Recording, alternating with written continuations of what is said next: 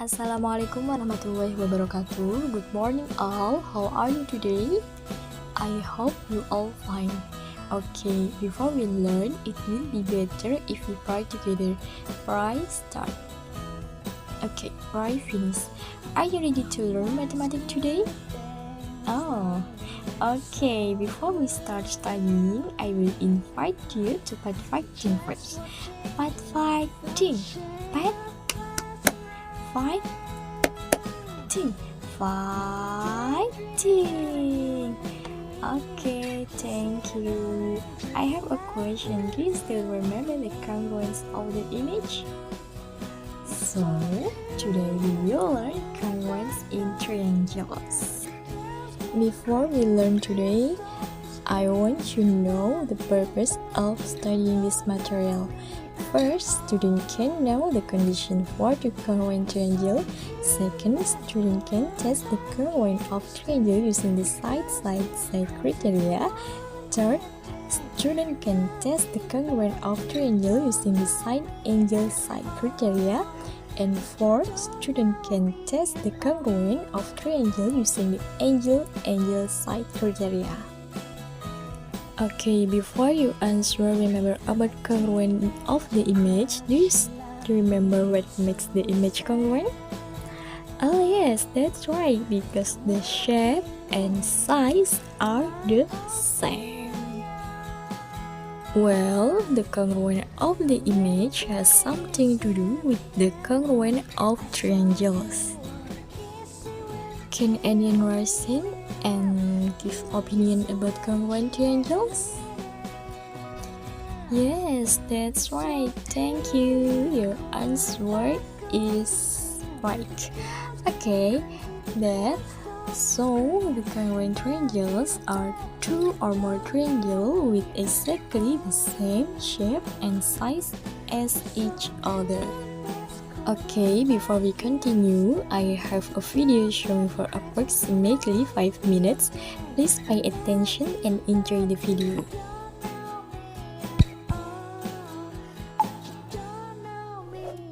In this video, we're going to cover how to tell whether two triangles are congruent or not. And remember, congruent just means exactly the same shape and size. So congruent triangles need to have the same shape and size, but they might have different orientations. For example, they could be rotated versions of each other, like these two, or reflected versions of each other, like these ones. So if we were given these two triangles, these ones would be considered congruent, because they're both exactly the same shape and size. In fact, here, these ones even have the same orientation, which makes them look completely identical. It's unlikely you'll get this sort of example in the exam, where the two are completely the same orientation, but it is possible, and they still count as congruent. On the other hand, if we had these two triangles, these ones aren't congruent, because they're completely different shapes and sizes. Now, instead of just looking at a pair of triangles and trying to see if they look the same or not, we instead need to see if the two triangles fulfill one of these four rules. In all of these rules, the S's stand for side, A stands for angle, R stands for right angle, and H stands for hypotenuse. So if we start with SSS, the SSS stands for side, side, side. And all it means is that if all three sides of both triangles are the same length, then those triangles must be congruent to each other. So if we take these two triangles here, we can tell that these must be congruent because they both have a 5 cm side, a 7 cm side, and a 9 cm side. It doesn't matter how they're arranged or what orientation the triangles are in, as long as all three sides are the same length, they'll be congruent. The next rule, SAS, stands for side, angle, side. And importantly, because the A is in the middle, it's referring to the angle in between the two sides. So in these two triangles, because these two sides of each triangle are the same length, and the angles between those two sides are the same size, these two triangles must be congruent. Whereas if we were given this angle over here instead, even if the angles were the same size like they are here, it still wouldn't count as proof that the triangles are congruent, because the angle is no longer in between the two same length sides, and so it doesn't fulfill our criteria of side, angle, side. Of course, these two triangles may well still be congruent, it's just that we can't prove it using this particular rule. So just remember that for this rule, you need two sides that are the same length, and the angle in between them has to be the same size. Next up, we have the AAS rule, which stands for angle, angle, side. So for this rule, you need two of the angles and one of the sides to be the same.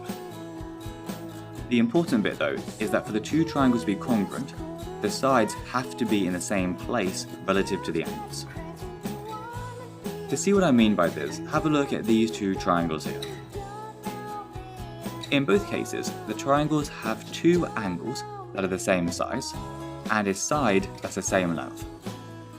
The important bit though is that the 3 cm sides are both opposite the 100-degree angle. So the side that's the same length for both triangles is in the same place relative to the angles. So this means that they fulfill the AAS rule and count as congruent. In contrast, if you look at this triangle here, the 3 cm side is no longer opposite the 100-degree angle. Instead, it's in between the two angles. So because it's in a different place relative to the angles, it doesn't count as congruent to our original two triangles. This rule can sometimes be a little bit confusing, so let's try another example, where we have similar triangles, but we're told that these sides are 4 cm instead. In this case, because the 4 cm sides are in between the same two angles, these two would fulfill the criteria and count as congruent. The very last rule is the RHS rule, which stands for right angle, hypotenuse, and side. So this rule is specifically for right-angled triangles, and all you need to show is that the hypotenuses and one other side are the same length in both triangles. So looking at these two, these are both right-angled triangles because of the little squares in the corner.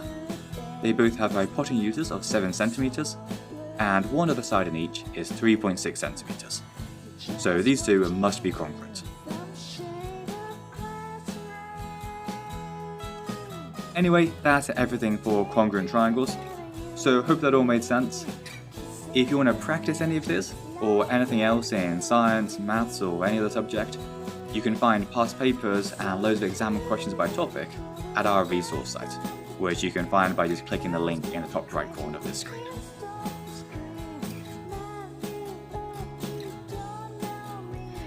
From the video, we now have 4 criteria of congruent triangles, but this day we learn 3 criteria of congruent triangles. Okay, from the video, the first criterion is side, side, side, meaning that two triangles are said to be congruent if they both have 3 pairs of sides of the same length. And the second criterion is side angle side, meaning that the two triangles have the same angle and flanked by two sides that have same size. And the last criterion is angle angle side. This means that two triangles are said to be congruent if two pairs of corresponding angles are the same size and have some side length. And then I have an assignment and I want you to finish with the study team members, so please join your study team members to discuss this assignment. Okay, thanks for your attention and enthusiasm for learning today. I hope all knowledge today is useful. Thank you. Assalamualaikum warahmatullahi wabarakatuh.